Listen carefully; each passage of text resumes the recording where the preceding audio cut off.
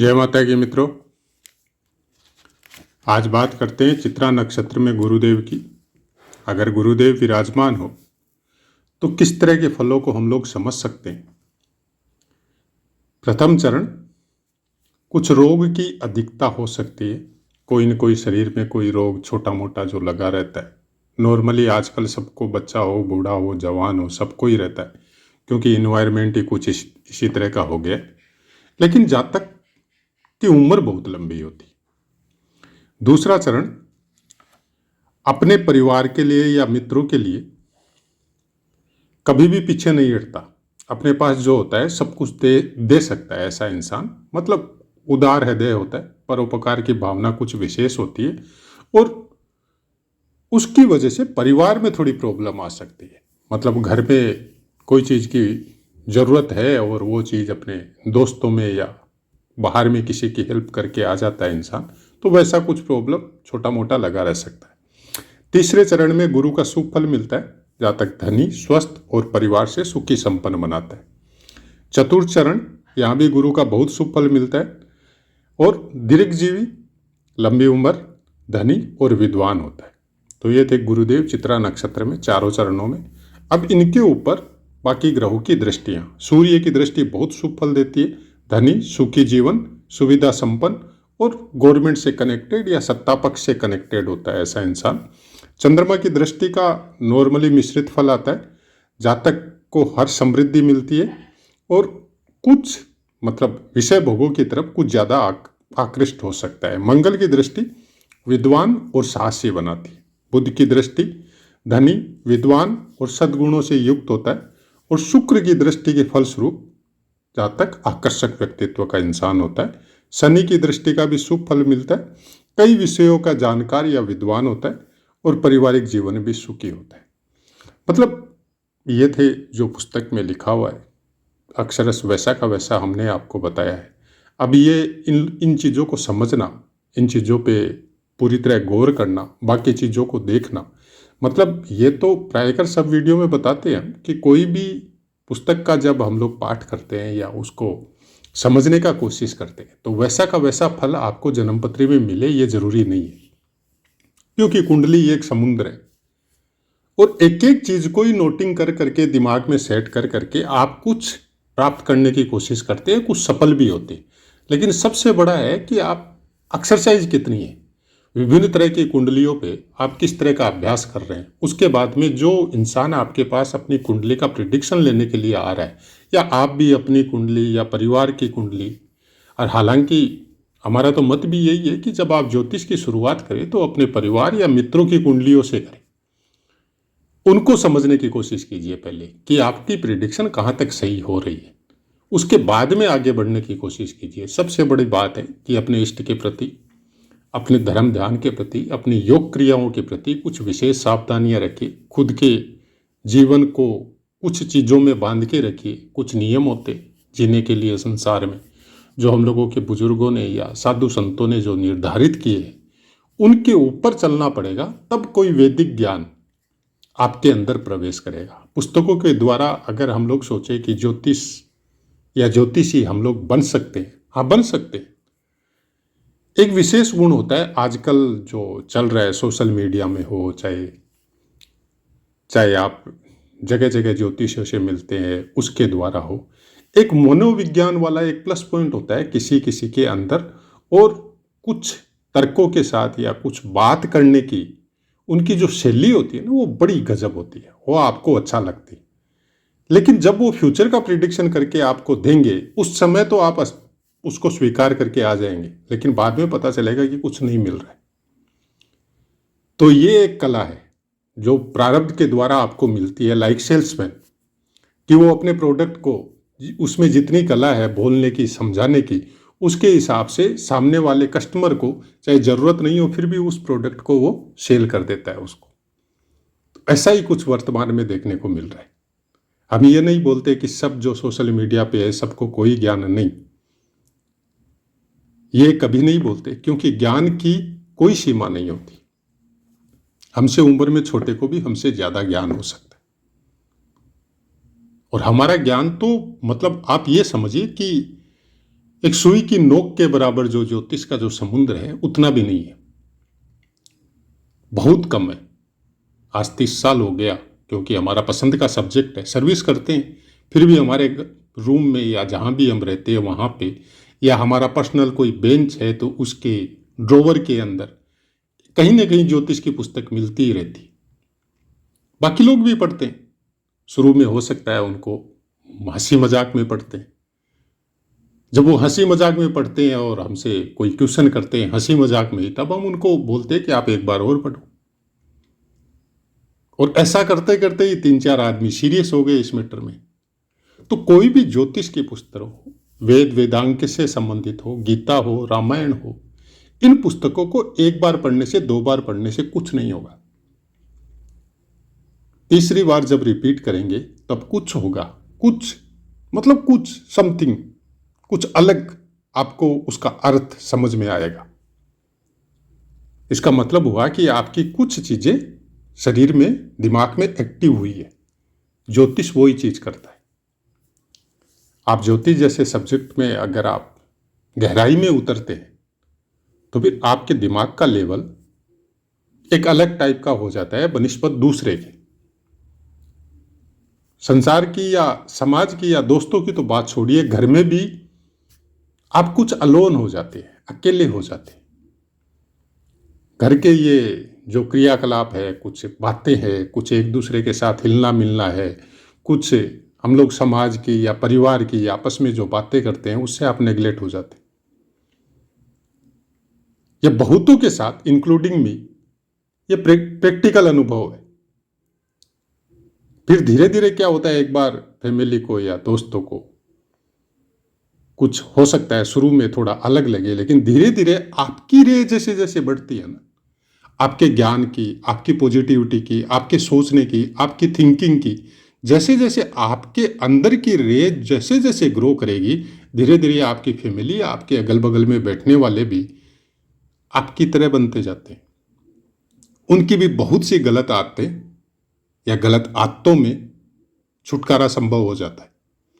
जिन चीज़ों का इलाज करवा के, जिन चीज़ों को आप समझा के, जिन चीज़ों को आप मनोवैज्ञानिक डॉक्टरों के पास ले जाके ठीक नहीं कर सके, वो ऐसे वो चीज़ें ठीक हो जाती है। क्यों बोलते हैं साधु संतों से आशीर्वाद लेके आओ।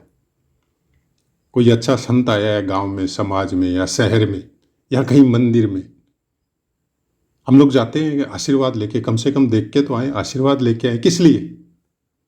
कुछ है क्या उनके पास, कुछ दे देंगे वो आपको? नहीं। उन्होंने जो ध्यान साधना की है, उन्होंने जो मंत्र जाप किया है, उन्होंने जो नाम कीर्तन के द्वारा अपनी कुछ चीजें वो अपने अंदर जागृत की है, और उसकी एक पॉजिटिव रे है जो आपकी नेगेटिविटी को खत्म करती है। उसके एरो के आसपास जैसे ही आप जाते हैं तो अलग ही आपको फीलिंग होता है। मंदिर में जाने से हम लोगों को शांति क्यों मिलती है? हम लोग वहां पे बैठते हैं तो हम लोगों को एक अलग अनुभव होता है बनिस्बत हम लोगों घर के।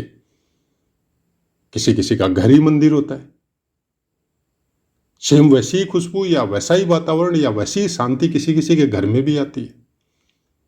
ये आप खुद प्रैक्टिकल में अनुभव कर सकते हैं। बहुत गरीब है, फाइनेंस पोजीशन बहुत वीक है और घर भी टूटा फूटा है, इतना कोई समृद्धि या कोई बढ़िया कोई फ्लैट या बंगला नहीं है, लेकिन उसके घर में जाते हैं तो बड़ी शांति महसूस होती है, बहुत अच्छा लगता है। क्यों?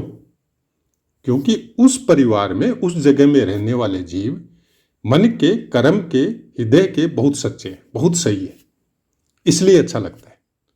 और ज्योतिष यही चीज बताता है आपको। ज्योतिष आपको अलग से कोई चीज का कोई प्रिडिक्शन करके आपका भविष्य बदलने की ये किताब नहीं है। ये विद्या आपको भविष्य बदलने की प्रेरणा या भविष्य बदलने की क्षमता नहीं रखती है। यह आपको भविष्य सुधारने की ओर इंडिकेशन देती है कि आप अपने कर्मों में सुधार करो, आप अपने कामों में सुधार करो।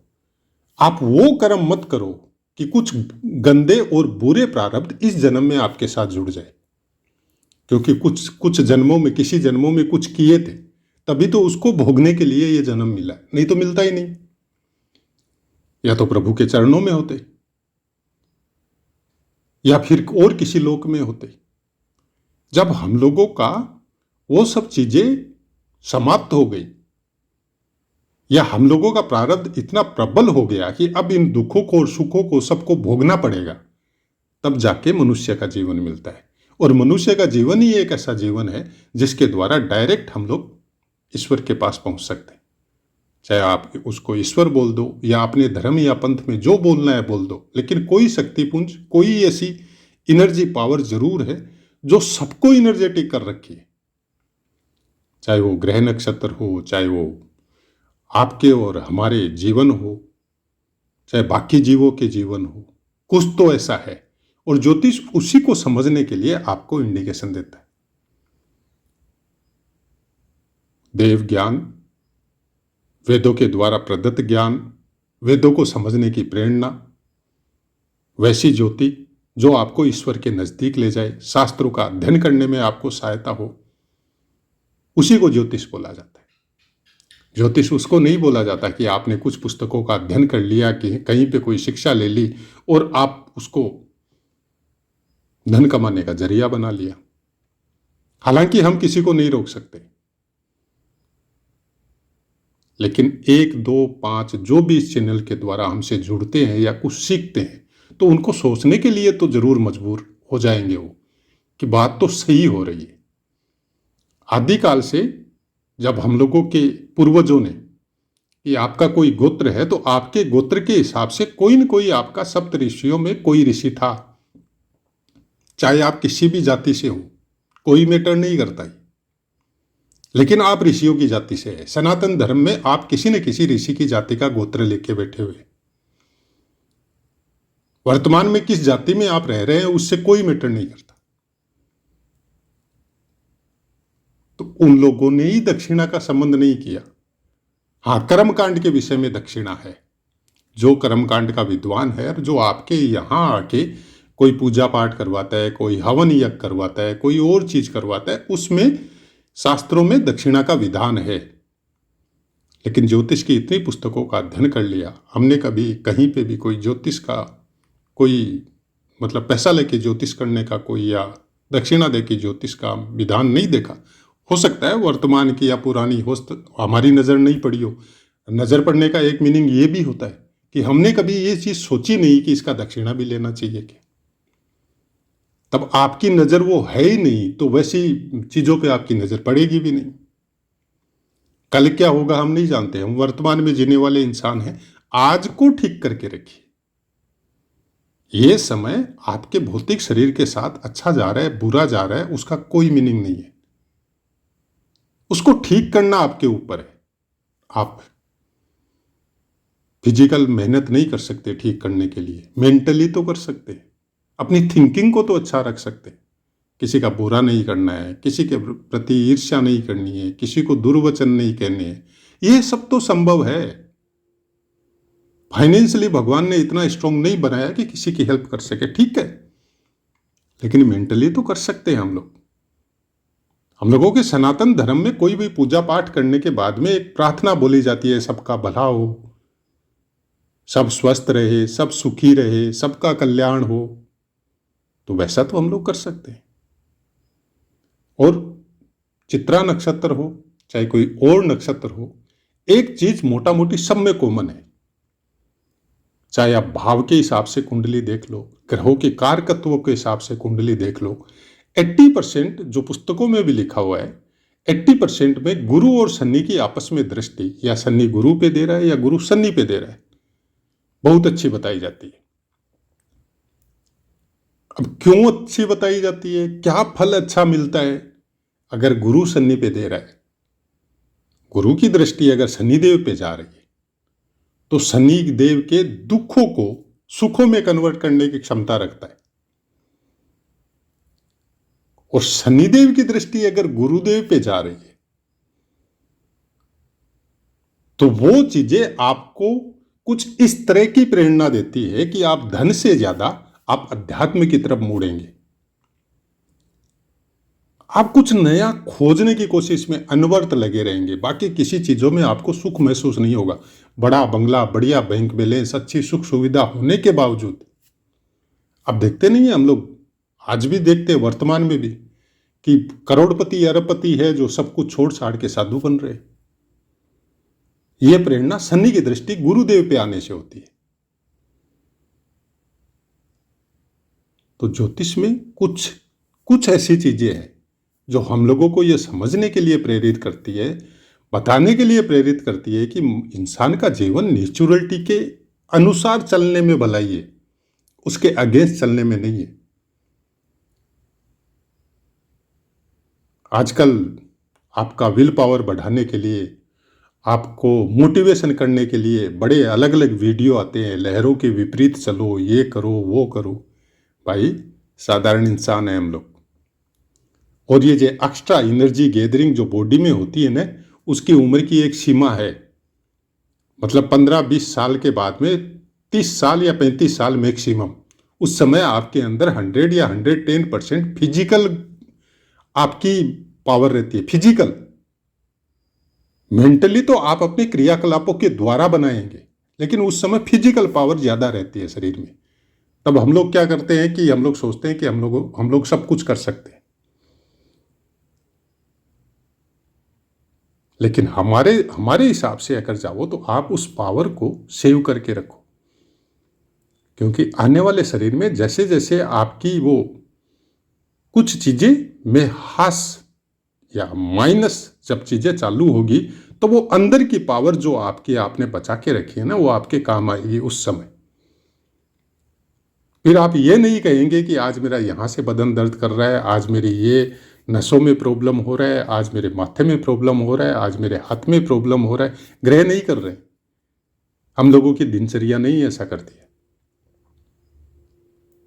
तो ग्रहों को जरूर समझिए, नक्षत्रों को जरूर समझिए, लेकिन ये सोच के मत समझिए कि हम लोग भाग्य को चेंज कर लेंगे। नहीं, अपने कर्मों को चेंज कर लेंगे। जो सही में ज्योतिष को जानता है वो कभी भी गलत काम नहीं करेगा, वो आपके दुखों को बढ़ाने का काम कभी नहीं करेगा। आपको ग्रह से संबंधित या योगों से संबंधित या दुर्योगों से संबंधित काल सर्प वगैरह ये सब दोष बता के आपको भ्रमित या आपसे फायदा नहीं उठाएगा। सही ज्योतिष जितना भी है, उसी समय समझ में आ जाता है कि कौन क्या बोल रहा है, क्या नहीं बोल रहा है।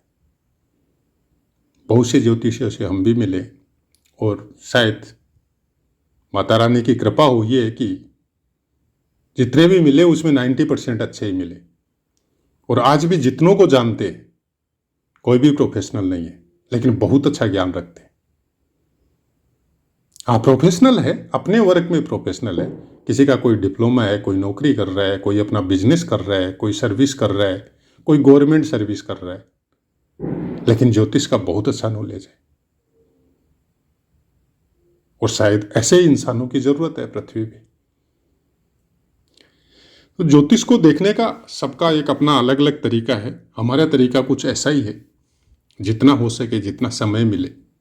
चैनल चलाने का भी मकसद यही है, क्योंकि कोरोना काल में जब खाली बैठे थे तो क्या करें, सारे दिन पुस्तक पढ़ पढ़ के भी आंखें थक जाती थी, तो मोबाइल के सोशल मीडिया में लग गए। तो जिसको जो पसंद आता है सोशल मीडिया में वही चीजें खोजता है वो। तो ये धर्म ध्यान के चैनल देखते देखते कभी कभी ज्योतिष का कोई चैनल आ गया यार, फिर उसको सुनना पढ़ना देखना चालू कर दिया, तो मन में थोड़ी तकलीफ हुई। ये क्या बताया जा रहा है यार, क्यों बताया जा रहा है। फिर डिस्क्रिप्शन में जाके बहुत सी चीजें देखी तो पता चला ये तो पूरी तरह प्रोफेशनल हो गए आजकल। अच्छी अच्छी क्वालिफिकेशन लेके, अच्छे अच्छे डिप्लोमा लेके हम लोग प्रोफेशनल हो गए ज्योतिष में। बड़ा आश्चर्य होता है, लेकिन उपाय नहीं है। महत्वाकांक्षाओं का अपना एक योगदान होता है, और इसको ये कभी पूरी भी नहीं होती। जब हम लोगों का शरीर शांत होता है तब भी शायद पूरी होती है, और उसके बाद में भी क्या होता है पता नहीं है, क्योंकि बोला जाता है कि मन कहीं नहीं जाता है, इसी पृथ्वी पे घूमते रहता है दोबारा शरीर पाने के लिए। तो शायद उस समय भी वो प्रबल रहती है। जितना अंकुश लगा सके वैदिक शास्त्रों से संबंध में, इसके भोगों का, चाहे आप कथावाचक हो, चाहे आप ज्योतिषी हो, चाहे आप और कोई हो, जो भी वेद वेदांग का अध्ययन करते हैं, ईश्वर का नाम जप कीर्तन करते हैं, उसको प्रोफेशनल में मत ले जाइए। ये चाहे आप हाथ जोड़ के प्रार्थना समझ लीजिए, चाहे दंडवत प्रणाम करके प्रार्थना समझ लीजिए, इनको किसी का भला करने में लगाइए।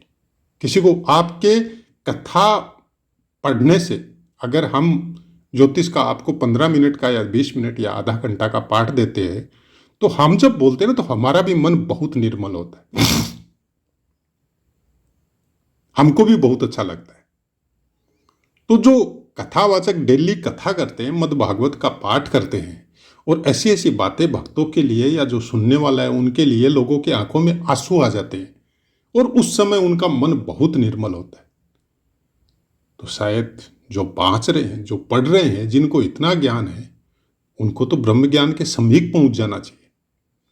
कि हम किसी की कथा सुन रहे हैं, चाहे सोशल मीडिया के द्वारा या प्रत्यक्ष आमने सामने, और उनकी कथा सुन के, उनके शब्दों को सुन के, भगवान ने सरस्वती का वास उनकी वाणी में दिया है, हमारा मन एकदम लग जाता है प्रभु के चरणों में।